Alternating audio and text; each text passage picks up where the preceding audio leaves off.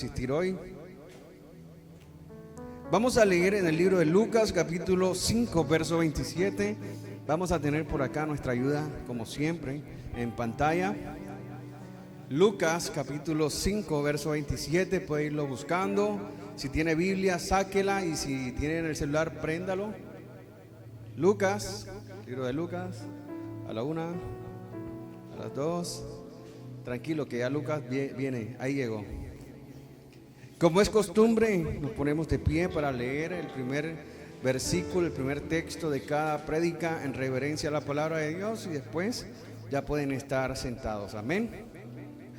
Leemos bajo la dirección del nombre de Dios Padre, Dios Hijo y Dios Espíritu Santo. Vamos a leer del 27 al 32. Y dice: después de estas cosas, y vio a un publicano llamado...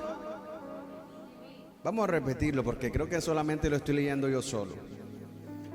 Dice: después de estas cosas salió y vio a un publicano llamado Leví, sentado al banco de los tributos públicos, y le dijo: sígueme. ¿Cómo le dijo? Sígueme. ¿Y qué sigue diciendo? ¿Qué sigue diciendo? Y dejándolo todo, se levantó y le siguió.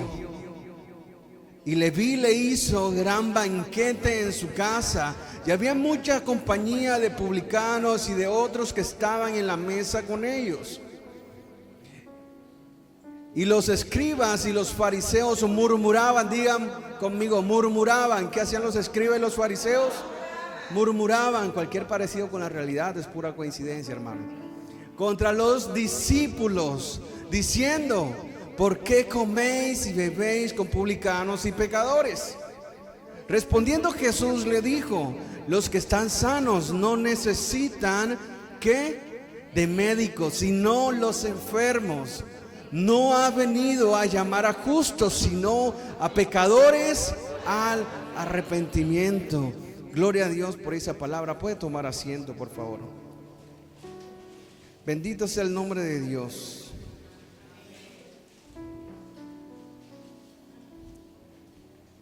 Dios es santo, amén. Quiero que por favor conmigo imagine lo siguiente, la siguiente escena, lo que acabamos de leer. Quiero que usted lo retroalimente y lo logre visualizar en su mente, ¿ok? ¿Qué pasa? ¿Qué estamos leyendo? Estamos leyendo a Jesús que iba pasando por un lugar. Pero imaginen esta escena. En medio de ese lugar hay mucho ruido. Hay monedas. Todo el día contando dinero, monedas de plata cayendo, golpeando la mesa, murmullo de gente en el mercado, en las plazas. Ahí estaba Leví, ¿cierto? Estaba en ese lugar, y las miradas hacia Leví eran miradas de odio, eran miradas de desprecio, eran miradas de tal vez de que lo querían ahorcar, lo querían matar, ¿cierto? Y el peso de una vida que la había vendido por dinero. Leví sabía lo que él estaba haciendo y había cambiado su vida por dinero. Si no sabe quién es Leví en la Biblia, le estoy hablando de Mateo. Mateo era un publicano, era un recaudador de impuestos. Se llamaba Leví. Ya les voy a explicar eso más adelante. Pero él estaba allí sentado, pero no estaba descansando. Leví estaba ocupado contando el dinero de otras personas y recolectando impuestos de otras personas, pero estaba vacío por dentro. ¿Cuánta gente conocen ustedes así? Que tienen dinero, que son tan ricos que lo único que tienen es dinero, o pobres. Amén. Que tienen todo en su vida, tienen dinero, tienen todo cubierto, pero se sienten vacíos. Está rodeado, pero se siente completamente solo. Lo rodea mucha gente. ¿Cuántos han sentido alguna vez así? Así estaba Leví. En ese momento estaba ocupado, estaba sentado, estaba rodeado de mucha gente, pero al mismo tiempo se sentía vacío, se sentía solo y se sentía que no tenía nada. porque hay algo que nadie te dice del pecado. Y hoy voy a hablar acerca del arrepentimiento y acerca del pecado. El pecado entretiene. El pecado te mantiene en algún momento entretenido, te tiene distraído, te tiene en aparente estado de alegría. Amén. Pero también desgasta tu alma, desgasta tu espíritu, te cansa, te agota. El pecado te da placer momentáneo. ¿Cuántos están en la fiesta y están disfrutando? Mi amigazo del alma, mi compadre, que no sé qué. Cierto, y el día siguiente no tienes ni para el hielo y nadie está ahí contigo cuando te sientes solo, te sientes vacío y que necesitas que alguien te extienda la mano para levantarte y darte ánimo. Cuando tú lloras solo, cuando tú lloras sola en tu cama en las noches, que nadie te ve, ¿dónde están tus amigos que son tus compadres que están ahí en la fiesta? ¿Dónde están esas personas que dicen que mi hermanazo hasta la muerte voy contigo? Al primer problema que tú tengas son los primeros que salen corriendo. ¿Aló? Lo digo porque me ha pasado. ¿O solamente me pasó a mí? Leví no era ignorante. Él sabía exactamente lo que él estaba haciendo. Como muchas veces nosotros sabemos que lo que estamos haciendo no le agrada a Dios y estamos haciendo lo que no le agrada a Dios de una forma consciente. Leví sabía que recaudar el impuesto, oprimiendo al pueblo judío, al pueblo de Dios en ese momento, estaba colocando ese cepo, ese yugo sobre la carga, sobre el pueblo de Dios. Y él sabía que no estaba bien delante de Dios y sin embargo él estaba allí. Amén. Pero había llegado a un punto donde ya no sabía cómo salir de ese lugar. Él sabía que estaba mal, pero no sabía cómo salir de allí. Muchas veces nosotros sabemos que estamos actuando mal. Muchas veces sabemos que lo que nosotros hacemos no le agrada a Dios y le pecamos y pecamos y pecamos y le fallamos y le fallamos y le fallamos. Y somos conscientes porque no somos ignorantes a la realidad de Dios, pero no sabemos en algún punto cómo salir de ese lugar. ¿Cómo hago para salir de aquí? ¿Cómo lucho con esta tentación? ¿Cómo lucho con esta ansiedad? ¿Cómo lucho yo con esto? Con los amigos. ¿Cómo lucho cuando llega la propuesta y le digo que no? Sé que tengo que decir que no, pero termino diciendo sí. ¿Cómo hago para luchar contra eso? Y cuando estás dentro, sumergido en el pecado, sumergido en ese estado, te sientes pésimo en el momento. Sabías que no lo debías hacer y sin embargo lo estás haciendo y lo hiciste. Amén. Y es ahí donde viene el lloro, el crujir de dientes, el arrepentimiento de una promesa rota, de una promesa que un día tú le dijiste a Dios. Me ha mostrado, mira, el Espíritu Santo me dice que tú le has prometido a Dios que jamás en tu vida lo vas a volver a hacer. Y no pasa ni siquiera 2 días o 1 hora y ya estás haciendo lo que dijiste que no ibas a hacer. Y eso crea en nosotros heridas. No porque no podamos, sino heridas emocionales en nosotros por la falsa creencia de una promesa rota. Amén. Le prometimos a Dios, Señor, no lo voy a hacer más, y fallamos. Y no sabemos cómo salir de allí. Y es aquí donde el texto toma un giro sobrenatural. Y dice la Escritura que Jesús salió. Jesús iba pasando por ese lugar. Así como Jesús está pasando en este lugar. ¿Cuántos lo creen? Jesús está pasando por este lugar y dice que lo vio a Leví. Jesús está pasando por este lugar y se voltea y te está viendo a ti. Hoy te está viendo a ti. Pero no fue casualidad que Jesús pasara por ese lugar y que viera a Leví. No fue casualidad, no fue coincidencia, fue una intención del cielo. Fue una intención divina, porque todo lo que Dios hace lo hace con intencionalidad.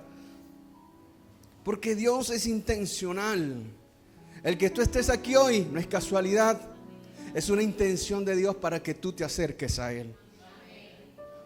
El que tú estés aquí hoy, a pesar de cualquier otra invitación, a pesar de cualquier otra cosa, es porque Dios tiene una intención de acercarse a ti. Principalmente, antes de que tú te acerques a Él, Él dio el primer paso. Yo me quiero acercar a ti, no importa si fallaste. No importa si pecaste, no importa qué hiciste en tu pasado. Lo que Dios quiere es acercarse a ti y restaurar esa relación de padre e hijo. Amén. Jesús no solo lo ve, no ve lo que Él hace. Él ve en quién se ha convertido esa persona, en quién se había convertido Leví, en un recaudador. Pero Él sabe en qué te convertiste, pero también sabe en lo que tú puedes llegar a ser. Y por eso toma una decisión el Señor. Y en medio de esa escena, sin ningún discurso largo, sin ningún milagro de por medio, sin nada de esto, simplemente Él llega sin negociaciones ni sentarse a la mesa, y Él lanza una palabra que divide y marca destinos, marca caminos. Y hoy esa palabra va a marcar en tu vida un antes y un después de esta palabra. Amén. Y es la siguiente. Le dijo: sígueme. Simplemente le dijo a Leví. Dice la escritura que pasó por ese lugar, lo vio y le dijo: sígueme. No es una invitación. Amén. Es una confrontación directa de gracia, de amor hacia ti. El Señor te dice: yo te conozco, yo sé quién eres, yo sé lo que tú has hecho, yo sé cuál es tu pasado. Sin embargo, te digo: sígueme. Amén. Es una confrontación, y aquí nace la tensión más grande del texto. Y es que como un hombre atrapado en el sistema judío romano en esa época, está atrapado, responde a un llamado que exige dejarlo todo. Tenía que dejar todo, tenía que dejar de recaudar impuestos, tenía que dejar de hacer su tarea, su labor. Y él tenía bajo presión, porque si él no cumplía con esa tarea, tenía un castigo por parte del Imperio Romano. Y el castigo podría ir, imagínense, hasta la muerte. Pero él, sin embargo, él no tuvo temor cuando Jesús pasó por ese lugar y lo llamó. Lo llamó. Le dijo: sígueme. ¿Y qué dice la escritura? Quiero que lean conmigo ahí. ¿Qué dice? Cuando Jesús le dice: sígueme, ¿qué responde? Y dice: y dejándolo todo. ¿Dejándolo qué? Algunas cosas. ¿Qué dejó? Ay, pastor, lo que pasa es que a mí me gusta mucho el Instagram. Y usted sabe. Pastor, lo que pasa es que a mí me gusta mis novelitas turcas. Ay, pastor, lo que pasa es que yo cambio, pastor, claro que sí. Yo he cambiado, pastor, si usted me conociera como llorante. Pero una mentirita de vez en cuando. ¿Aló? No, Leví dijo: cambiando y dejándolo todo. Cuando Jesús te lanza un llamado, cuando Jesús te dice: ven y sígueme, es para dejarlo todo. Esta historia no trata de un cambio de conducta, porque nosotros nos podemos portar bien en la iglesia, pero salimos de la iglesia y ¿qué hacemos? Cambiamos de conducta otra vez. Y entonces la vecina estaba barriendo la terraza y no recogió las hojas, sino que me la dejó en la puerta de la casa. Ahora sí va a ver esta vecina, va a ver que yo soy... ¿Aló? Cambio de conducta. Trata no solamente de ese cambio, sino que trata de una transformación ontológica del ser. Trata de nosotros, del cambio interno de nosotros. Tenemos que cambiar totalmente. Y desde esta narrativa emergen 3 verdades bíblicas que quiero compartir con ustedes el día de hoy. Y la primera es la liberación, la salvación y un nuevo nacimiento. ¿Ok? Entonces, el que está anotando, punto número 1. El llamado de Cristo es una interrupción que exige arrepentimiento total. Repítalo conmigo, dígale a la persona que está al lado. En costeñol, para que no se complique. Si quieres seguir a Cristo, déjalo todo. Dejarlo todo. Y todo es todo. Lucas capítulo 5, verso 27, ¿qué dice? Ahí mismo donde estamos leyendo, en el verso 27, alguien que se levante con voz de trompeta y lo lea. ¿Qué dice? En el verso 27. No importa. El 27, ¿qué dice?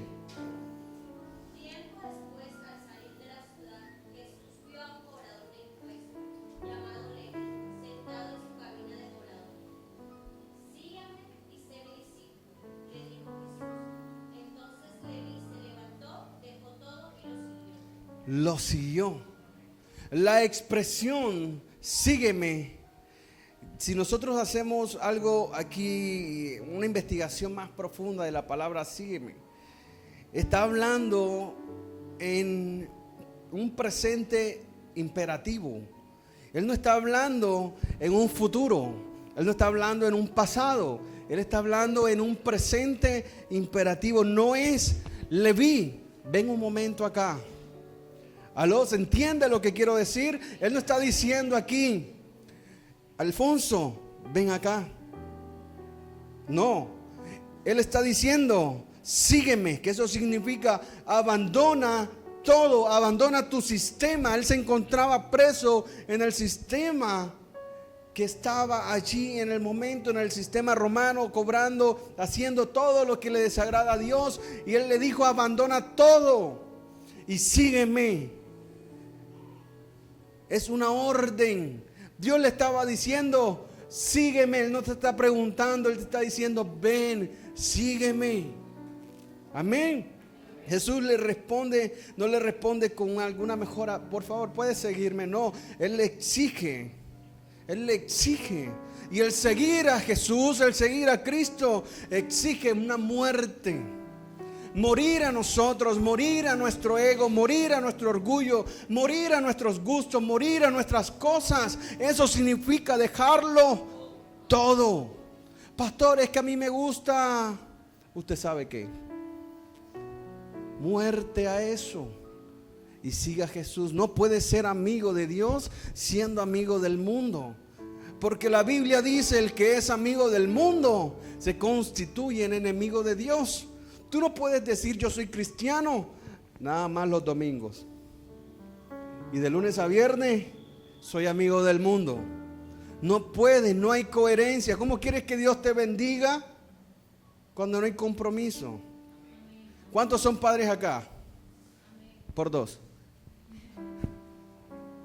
Cuando un hijo se porta mal, usted hace compromisos con su hijo, ¿cierto? Usted hace compromiso con su hijo, le dice, hijo, si tú te portas bien en la iglesia, te doy un bombón. Hijo, si tú vas bien en el colegio, yo te saco el fin de semana a comer helados. Pero ¿qué pasa si ese hijo no corresponde a eso? No hay bombón, no hay helado. Entonces, ¿cómo quieres que Dios te bendiga cuando Dios exige de ti algo y tú solamente le haces caso a medias?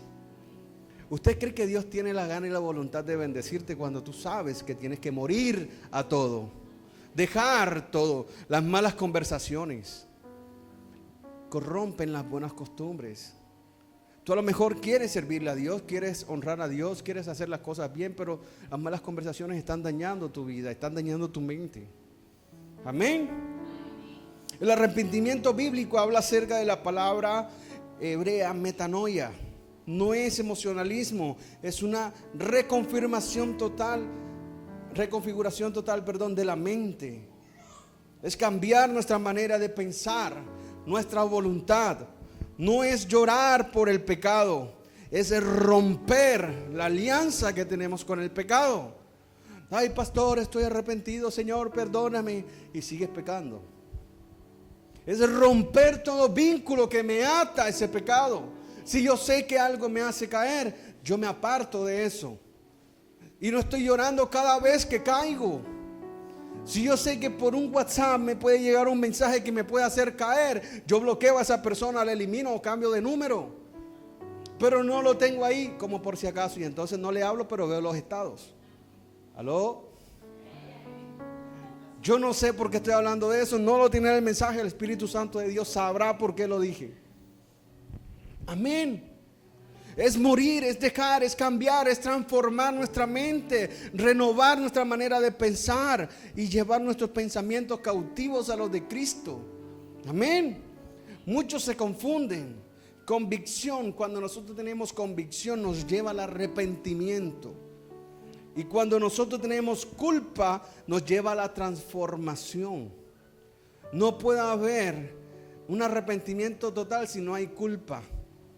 Si tú no te arrepientes y te sientes culpable de tu pecado, si no hay arrepentimiento y no hay conciencia de pecado, es muy difícil que una persona cambie. Tú puedes decir amar a Dios, pero si tú dices que tú estás bien, ¿quién te saca de ahí? Si no le das al Espíritu Santo ese favor y ese compromiso para que entre a tu vida y te transforme. Porque díganme algo, la palabra de Dios o la Biblia no es para caerle bien a todo el mundo, sino las iglesias estuvieran llenísimas. Yo puedo venir acá y decirte que Dios te va a prosperar, que Dios te va a sanar, que Dios te va a levantar, que Dios te va a dar $1 millón. Yo te puedo decir todo ese poco embuste y tú te lo crees. Y tú sigues en pecado y sigues con tu vida pecaminosa y sigues haciendo con tu vida lo que tú quieras. Pero de eso no se trata el Evangelio. El Evangelio se trata de llevar las buenas noticias de Dios. Y para llevar las buenas noticias de Dios yo tengo que ser ejemplo, embajador del reino. Tengo que vivir en arrepentimiento. Tengo que demostrar que con mi vida yo agrado a Dios. Para decirle a otra persona, te invito el domingo a la iglesia. Amén. Que puedan ver en nosotros solamente con nuestro testimonio, con nuestro cambio, dejándolo todo. Nuestra vieja manera de pensar, nuestra manera vieja de vestir, nuestra manera vieja de hablar. Todo eso atrás. Eso no te lo va a decir el pastor. Créanme que el pastor nunca te va a decir a ti, tienes que ponerte esto, tienes que quitarte lo otro. Eso no le gusta a Dios. No, el mismo Espíritu Santo que está dentro de mí y dentro de ti te va a decir que está bien y que está mal. Porque ¿sabe quién es el que nos redarguye de pecado?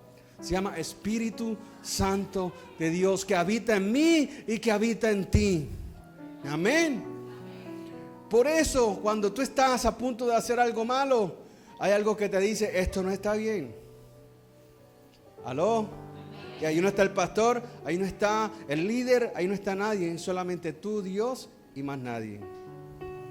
Amén. Por eso algunos le dicen, no, es la voz de la conciencia. No es la conciencia, es el Espíritu Santo que te redarguye de pecado. Antes de tomar una decisión, Él te dice, por aquí es, por aquí no es. Cuando tú vas a tomar una decisión importante en tu vida y te causa intranquilidad, póngaselo en oración a Dios para ver si es verdad que eso te conviene o no te conviene. Pero muchas veces ignoramos eso porque es que el negocio es muy jugoso y yo lo veo a mi modo de pensar humanamente que es muy bueno, y nos metemos y cuando estamos adentro, ay Señor, ¿yo qué hice? No le consultamos al Señor. Entonces Jesús no viene a coexistir contigo. Jesús no viene a querer acomodarse a ti. Él viene a reinar sobre ti. Tú tienes que dejar que Jesús reine sobre tus pensamientos. Tú tienes que dejar que Jesús reine sobre tu voluntad, sobre tus deseos, sobre todo. Lucas capítulo 9, verso 23, ¿qué dice?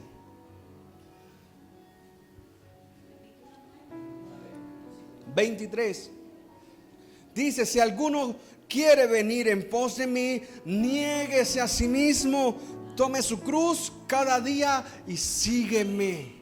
Sígueme. ¿Ustedes quieren seguir a Jesús? ¿Cuántos quieren seguir a Jesús? Todos queremos seguir a Jesús. Pero entonces, ¿por qué no dice Lucas que tenemos que negarnos a nosotros mismos? Ahí está diciendo morir. ¿A qué? A todo, a nuestros deseos, a nuestras pasiones, a nuestro orgullo, a todo. Pastores, que yo soy así y así me quedo. Eso no lo dice la Biblia. La Biblia dice niéguese a sí mismo. Pastores, que amor es amor. Eso no lo dice la Biblia. La Biblia dice niéguese a sí mismo. Si usted sigue empeñado en eso, eso no viene de Dios, porque dice niéguese a sus deseos, a sus bajas pasiones. Dice el Señor, niéguese a sí mismo, tome su cruz y sígueme. ¿Cuál es tu cruz? No lo sé, el Señor sabrá cuál es tu cruz. Pero el Señor dice todos los días, quiere decir que todos los días vamos a ser atacados en esa área que somos débiles. Pero la Biblia también dice que su poder se perfecciona en nuestra debilidad. Amén. Si tú eres débil en algo, dile: Señor, ayúdame. Entrégale esa carga al Señor y Él te va a fortalecer. Amén. Hoy Dios está interrumpiendo vidas, está rompiendo rutinas. Ahí donde tú estás, cierra tus ojos y coloca la mano en el corazón y dile: Señor, rompe de mi vida toda rutina pecaminosa. Rompe de mi vida todas relaciones incorrectas. Rompe, Señor, en mi vida. Guárdame de todas decisiones torcidas, Señor, indecentes. Este no es, Señor, un culto más. Hoy vengo a rendirme delante de ti como un día lo hizo Leví, dejándolo todo, Señor. Hoy necesito esa intervención divina tuya en mi vida, Señor Jesús. Gracias, papá. Amén. Segundo punto, y vamos rápidamente: el verdadero arrepentimiento desata liberación y rompe estructuras internas. Cuando nosotros venimos delante de Dios, lo primero que hace el Espíritu Santo es liberarnos. Y lo segundo es cambiar todos esos pensamientos y todas esas estructuras mentales que ya nosotros tenemos. Mueven sus pensamientos. Ahí mismo en el Lucas capítulo 5 verso 28, en el texto que seguía, dice: y dejándolo todo se levantó y le siguió. 3 acciones importantes hace Leví, y la primera es dejar. Que tienes que dejar, vuelvo y repito, y perdonen que sea cansón con eso, tienes que dejar. Segundo, levantarse. Eso implica moverse, cambiar de donde tú estás, salir de ahí, de lo que te está impidiendo avanzar en el Señor. Levantarse, ¿para que tú puedas seguir a alguien? No vas a seguir al pastor, porque yo me equivoco y bastante. Vas a seguir a Jesús, al Señor. Amén. Primero tienes que dejar, tienes que levantarte y tienes que seguir a Jesús. Eso es lo que el Señor quiere. Esto no es emocional. Esto no es por emoción, porque aquí todos pueden decir amén, amén, gloria a Dios, aleluya. Pero de eso no se trata. Tienes que entregarles toda tu estructura al Señor, decirle todo esto que está aquí adentro, entregárselo a Él. Señor, tú me conoces, tú me creaste. Leví no pidió tiempo, Leví no le dijo: Señor, dame un tiempito que pase la Semana Santa, o qué sé yo. Señor, dame un tiempito, ¿qué fiesta viene por ahí? La de Santa Rita. Señor, después de Santa Rita, Padre, tú sabes. ¿Qué otra fiesta viene por ahí?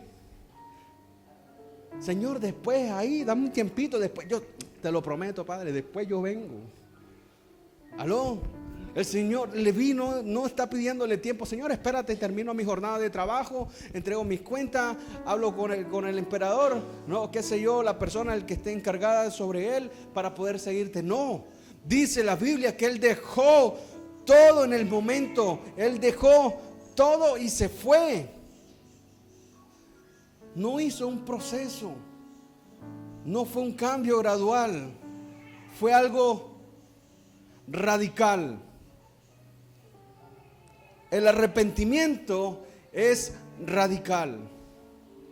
Si tú quieres agradar a Dios, tienes que hacer cambios radicales en tu vida para que tú puedas seguirlo confiadamente. Él ejecutó en el momento inmediatamente una ruptura. Algo se fracturó, algo en mi interior murió. Tengo que morir al pecado. Y fue radical y Él cambió. Amén. La liberación no comienza con demonios.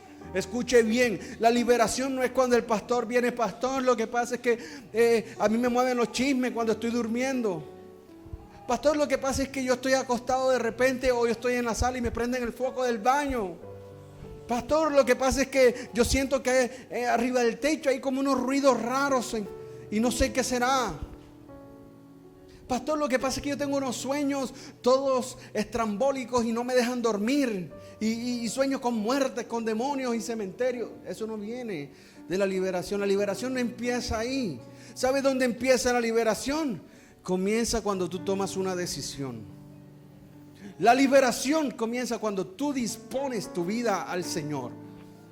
Y dices: no más, un arrepentimiento, y de ahí comienza Dios a trabajar en ti. Un proceso de liberación. Cuando tú le dices no más al pecado, el pecado se tiene que alejar. Amén. Cuando tú aceptas al Señor en tu vida como Señor y Salvador, dice la Escritura que nosotros somos templo del Espíritu Santo. Y lo que está en nosotros, cualquier influencia demoníaca, tiene que huir porque el poder de Dios es mayor. Allí es donde empieza la liberación. El pecado crea fortalezas mentales, patrones espirituales y le da legalidad demoníaca a las entidades para que entren a nuestras vidas. Un cristiano no puede ser poseído, pero sí puede ser influenciado. Pastor, ¿y por qué usted dice eso? Porque como les acabo de decir, somos templo del Espíritu Santo. Y si el Espíritu Santo está dentro de ti, ningún demonio puede entrar dentro de ti. Pero sí puede ser influenciado. ¿Aló?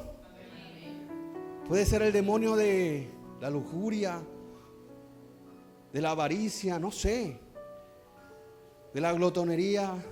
Sabes que no te puedes comer esa Coca-Cola con pan y te la comes, no, mentira. Pero hoy no, porque vamos a comer ahorita acá.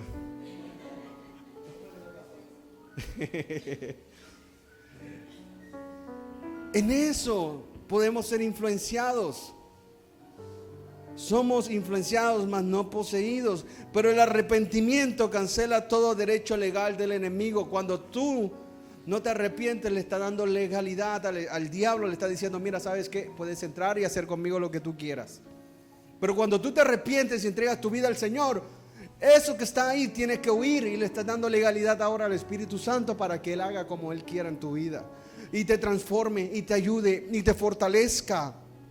Activa la obra de la cruz redentora. Ese perdón de Dios va a caer sobre ti. Esa gracia, ese favor. Y abre ese paso a la libertad. Tú quieres ser libre financieramente. Quieres ser libre en tu salud. Quieres ser libre en cualquier área de tu vida. Entrégale tu vida a Jesús. Es lo único que tienes que hacer, pero ser radical. 2 Corintios 10:4 dice: porque las armas de nuestras milicias no son carnales, sino poderosas en Dios para destrucción de las fortalezas, derribando argumentos y toda altivez que se levanta contra el conocimiento de Dios, y llevando cautivo todo pensamiento a la obediencia de Cristo. Porque muchas personas no vienen a la iglesia. ¿Saben por qué? Porque tú vas y le predicas del Señor y dices, no, hombre, este está loco. Hombre, estoy muy joven para ir a la iglesia. Cuando esté viejito yo voy a la iglesia. Todo altivez, todo pensamiento en contra de Dios. Ahora sí, bonito, ahora eres evangélico cristiano, vas a llevarle la ofrenda, la plata al pastor. Esos son pensamientos que van en contra de Dios. Hermano, si usted sabe o no sabe, les voy a explicar. La ofrenda que usted da aquí, la semilla que usted da en la iglesia, es para el mantenimiento y sostenimiento y expansión de la obra. Porque estas sillas no se compran solas, porque el aire no se paga solo, porque la luz no se paga sola, porque los arriendos no se pagan solos. ¿Aló? Y mucha gente comienza a decir, y vienen estos pensamientos que no vienen de Dios. ¿Ya sabe de dónde vienen estos pensamientos? Vienen del diablo. ¿Por qué? Porque son influenciados.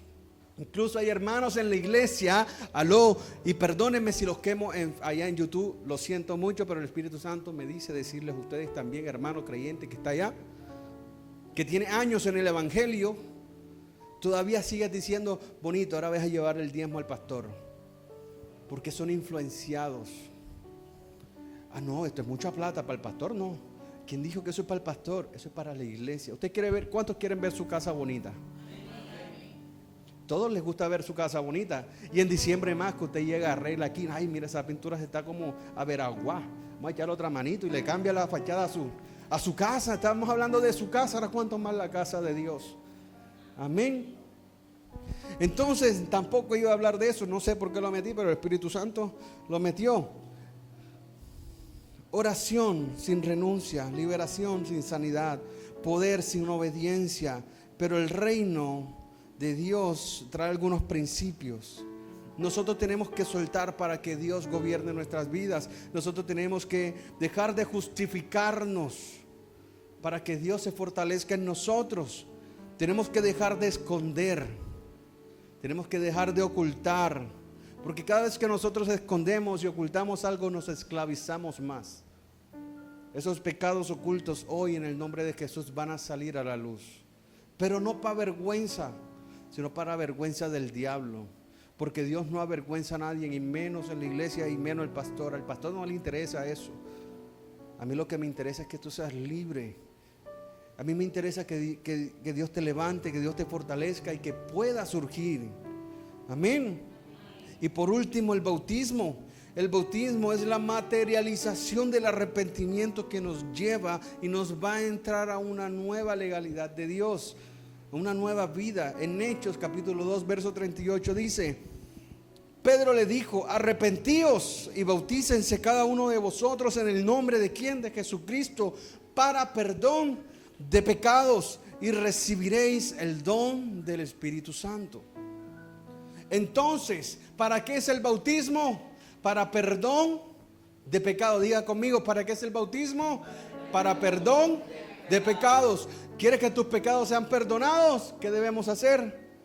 Bautizarnos. Pero para bautizarnos tenemos que negarnos, morir a todo, dejar todo a un lado y decirle: Señor, hoy te sigo, tomo mi cruz y te sigo. Porque sin bautismo no hay perdón. Amén. Y eso es lo que nos llama el Señor el día de hoy. El bautismo, en un contexto bíblico, podemos decir que no era opcional en ese momento, no era un símbolo únicamente, era un acto de transferencia espiritual, era un acto profético espiritual, donde pasabas de las tinieblas del mundo de pecado a la luz de Cristo. ¿Cuántos quieren pasar de las tinieblas a la luz de Cristo? Tenemos que bautizarnos, dejar de vivir en la vieja forma o en la vieja naturaleza pecaminosa para comenzar a vivir una nueva vida en Cristo. Tenemos que bautizarnos. ¿Queremos tener autoridad sobre el pecado? ¿Qué tenemos que hacer? Para que Cristo se señoríe en nuestras vidas. Para eso es el bautismo. Para eso es el arrepentimiento. Yo sé que esta prédica no es de mucho amén, de mucho gloria a Dios, es un poco más doctrinal, pero para que usted entienda que el pecado muchas veces te gana, porque no has muerto a tu cruz, no has muerto a tu yo, y no le has dicho: Señor, ya no vivo yo, que seas tú viviendo en mí. Y no es solamente de palabras bonitas, porque tú cuando amas a alguien, tú te casas, sellas tu amor con esa persona, como con un pacto, un compromiso divino, y es la gracia de Dios sobre ese matrimonio. Si Dios te ha bendecido hasta ahora, ni sé tampoco por qué lo estoy diciendo. Si Dios te ha bendecido hasta ahora, prueba, reta al Señor en esto, y vas a ver cómo tu matrimonio va a ser bendito. Así como Dios nos saca del pecado, del abismo, de las tinieblas hacia su luz admirable por medio del bautismo, y nos perdona nuestros pecados, así Dios va a bendecir tu matrimonio cuando tú hagas las cosas delante de Dios correctamente. Amén. Romanos 6:4, y termino con esto: porque somos sepultados juntamente con Él para la muerte por el bautismo, a fin de que como Cristo resucitó de entre los muertos para la gloria del Padre, así también nosotros andemos en una nueva vida en Cristo Jesús. Tenemos que morir a nosotros para nacer en una nueva vida en Cristo. Queremos una nueva vida, estamos cansados de vivir lo mismo y lo mismo y lo mismo, y que el pecado nos gobierne y que el pecado siempre esté allí acabándonos.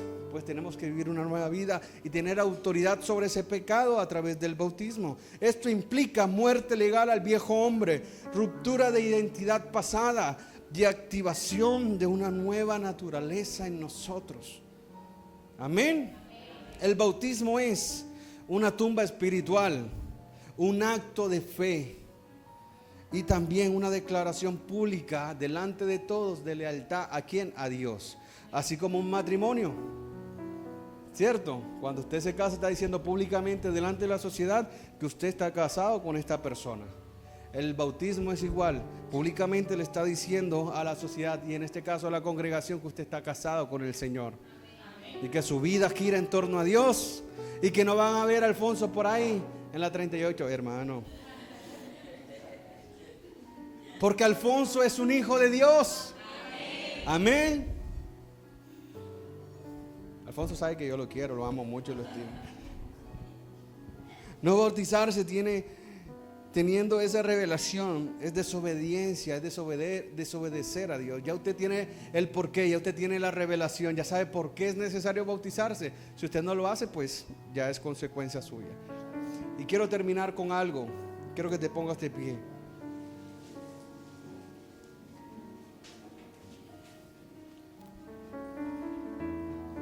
¿Por qué se llama Leví y no se llama Mateo? ¿O quién es Mateo? Porque en la Biblia habla acerca de Leví y habla acerca de Mateo, de las dos personas. La respuesta corta, sin tanta teología, es decirle que los dos son la misma persona. Mateo y Leví son la misma persona, siendo que el libro de Lucas, que fue escrito por otra persona, lo llama o lo conoció como Leví. Pero Mateo, que fue el autor del libro, que es el mismo, se llama Mateo. En ese mismo texto, en Mateo 9:9, esta misma historia que acabamos de hablar, de leer, está narrada desde otra perspectiva, desde la perspectiva de él. Cómo Jesús lo llamó un día que estaba recaudando los impuestos, pero ya él no se llama Leví, él no se autollama Leví, él mismo se coloca Mateo. Es el mismo evento narrado con dos autores diferentes. Entonces, en el contexto judío, quiero que entienda algo. En el contexto judío era muy común tener dos nombres, un nombre hebreo y un nombre griego. ¿Aló? El nombre hebreo era Leví, el nombre hebreo era Leví, y el nombre griego que se colocó era Mateo. Esto pasaba mucho. Por ejemplo, Simón era el nombre hebreo y después Jesús le cambió el nombre a Pedro, era el nombre griego. Saulo de Tarso era el nombre, hebreo. Y Pablo era el nombre griego, pero eran la misma persona. Simón Pedro y Saulo, que era Pablo. Entonces, el Leví significa, en un ámbito espiritual, unido o asociado. Él estaba asociado y unido al imperio romano. Eso es lo que ministraba su nombre. Era un esclavo de eso. Representaba su identidad natural pasada. Su pasado, lo que anclaba su pasado, su vida, se llamaba Leví. Cuando Dios nos da un nombre nuevo, nos da una identidad nueva de hijos.